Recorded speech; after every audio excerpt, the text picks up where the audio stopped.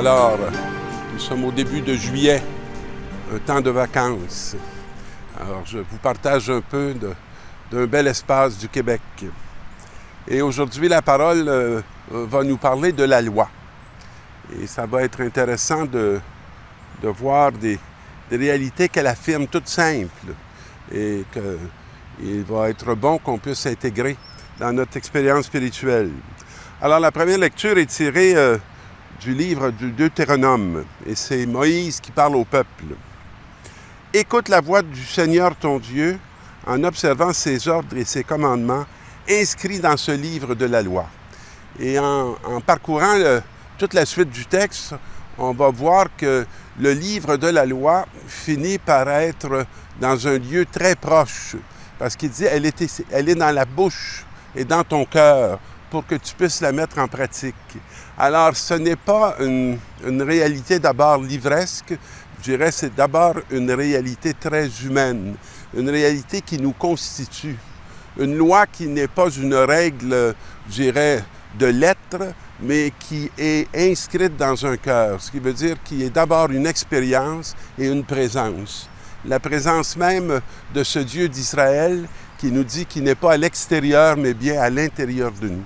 Alors, de nous mettre à l'écoute de ce que nous sommes en profondeur et en vérité pour qu'on puisse s'accomplir et accomplir la justice, la paix et l'amour. Et dans la deuxième lecture qui est tirée de l'Épître aux Colossiens, on va voir que le Christ est l'image du Dieu invisible. C'est intéressant parce que quelque chose d'invisible, c'est quelque chose qu'on ne voit pas. Et là, tout à coup, on nous dit que le Christ en est l'image. Et lui, on peut le voir. Et il nous rend visible ce qui est invisible. Il nous révèle une dimension de nous-mêmes qu'on peut saisir à partir de lui pour des raisons toutes simples, parce qu'il est le premier-né par rapport à toute créature. On pourrait dire, il y avait eu d'autres hommes avant. Oui, d'autres hommes qui n'étaient pas achevés. Ce qu'il y a de prodigieux dans le Christ, c'est que c'est l'humanité achevée. C'est pour ça qu'il est le premier-né. Il est le premier totalement, je dirais, qui révèle le désir profond de Dieu lorsqu'il a appelé l'humanité à l'existence. Et tout est créé par lui et pour lui. Il est avant tous les êtres et tout subsiste en lui.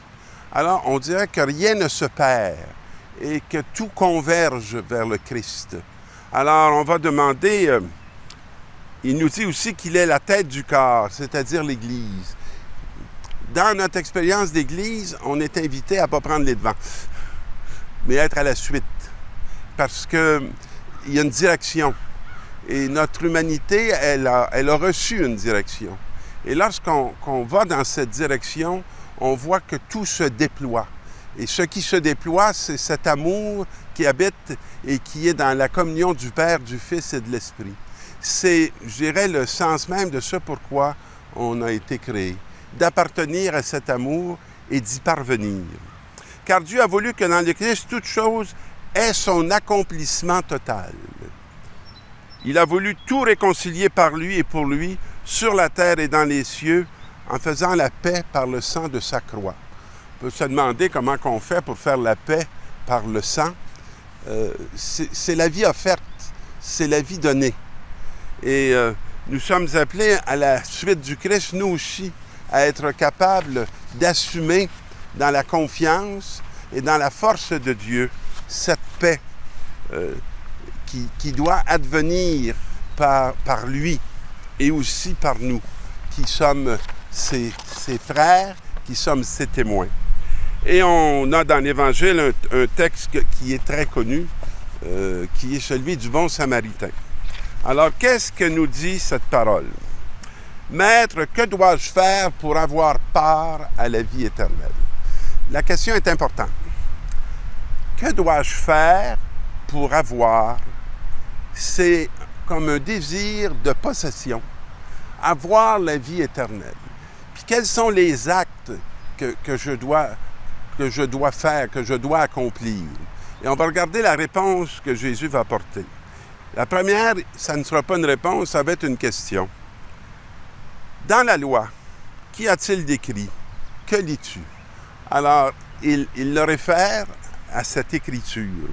Et il va avoir une excellente réponse qui va le satisfaire, parce que l'autre va dire, tu aimeras le Seigneur ton Dieu de tout ton cœur, de toute ton âme, de toute ta force et de tout ton esprit. Si on résume ces quelques mots, c'est tu aimeras le Seigneur entièrement, de tout ce que tu es, de tout ton être. Tu ne seras pas divisé. Tu appartiendras à cet amour unique qui vient de Dieu. Et ton prochain comme toi-même. Vous savez, c'est tout un défi, ça, de s'aimer nous-mêmes entièrement, de ne pas être partagé. Et tu aimeras ton prochain de la même manière que tu t'aimeras toi-même, parce que tout ce grand projet d'amour est ce qui est fondamental. C'est l'être même de Dieu. Et là, il lui dit, tu as bien répondu, fais cela. Alors, il ne lui dit pas quoi faire. Fais cela, incarne cela. Sois à la hauteur de cette parole que tu viens de révéler et tu auras la vie. Alors, elle ne s'achète pas. Elle n'arrive pas au bout de certains gestes. Elle arrive quand nous entrons dans cette, je dirais, unité, dans cette entièreté, de ne pas être des êtres à rabais, mais d'être vraiment des êtres engagés. Alors, il va lui donner cette belle parabole de l'homme, hein, parce que l'homme va lui poser la question, qui est mon prochain? On sent déjà qu'on veut faire des petites divisions, des petites séparations, et Jésus va donner cette parabole pour dire qu'il n'y a pas d'exception. Alors, un homme descendait de Jérusalem à Jéricho. Je me souviens dans mon voyage en Israël, je crois que nous étions partis de Jéricho et ça nous avait pris quelques heures avec l'autobus pour monter jusqu'à Jérusalem. Parce que c'est vraiment une descente partir de Jérusalem pour se rendre à Jéricho. Jéricho est le point le plus bas de la planète, le niveau de terre le plus bas sur la planète.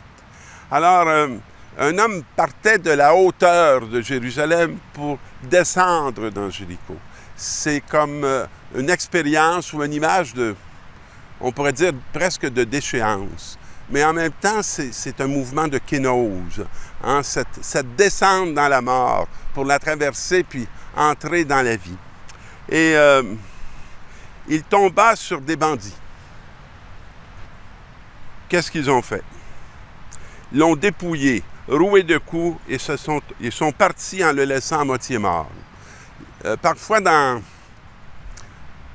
les rues de la ville, on rencontre des personnes, et souvent de jeunes personnes, qu'on sent qu'ils ont été dépouillés de leur dignité, dépouillés de tout le sens de leur existence, qu'ils ont été abusés et qui sont laissés là, à moitié morts.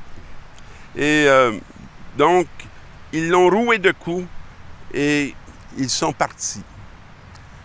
Par hasard, un prêtre passe par là et il voit, mais il ne s'arrête pas. Il continue. Il ne veut pas, je dirais, se rendre impur, parce que dans l'Écriture, dans une des lois de l'Ancien Testament, on n'approche pas la mort, on ne touche pas le sang versé pour ne pas devenir impur et se mettre en situation d'impureté. Alors, il continue son chemin. Arrive un Lévite, un homme qui connaît les Écritures, parce que c'est un des rares qui sait lire, et il fait de même. Il continue son chemin. Pas parce qu'il est une mauvaise personne, peut-être parce qu'il a une mauvaise lecture de la parole, comme il arrive très souvent que nous avons de très mauvaises lectures de la parole et que nous finissons par comprendre l'inverse de ce qu'elle veut nous exprimer. Et arrive un Samaritain. L'être, pour les Juifs, considéré comme étant impur de nature. Alors donc, cet être-là qui est méprisé, cet être-là qui est à peine regardé comme un humain, alors il s'arrête. Et que fait-il? Alors, il le vit et fut saisi de pitié. Alors, on entre dans la compassion. On entre dans cette capacité de se laisser toucher, de se laisser, je dirais, d'être vulnérable par rapport à la condition de nos semblables. Et ce Samaritain s'approche, panse ses plaies, y verse de l'huile et du vin. Je vais faire un détour rapide. L'huile et le vin, pour moi, ça peut représenter, entre autres, le baptême et l'Eucharistie.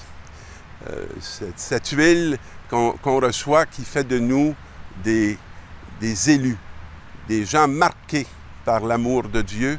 Hein, et dans la formule du baptême, on dit pour devenir prêtre, prophète et roi.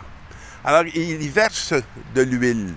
Tout le cheminement pour accompagner quelqu'un, pour découvrir la profondeur, la grandeur de son baptême. Comme on oublie facilement cette mission qui est la nôtre, celle des chrétiens. Non pas de poser juste des gestes extérieurs, des sacrements qui peuvent être, je dirais, vidés de leur contenu, parce qu'enfermés dans un moment, dans un instant, comme si nous posions un geste magique. On ne pose pas un geste magique, on pose un geste significatif, un geste révélateur de ce que l'être qui est devant nous est appelé à devenir et de la mission qui est la nôtre pour qu'il puisse vraiment trouver le chemin pour se réaliser dans cette dignité d'enfant de Dieu qu'on lui reconnaît.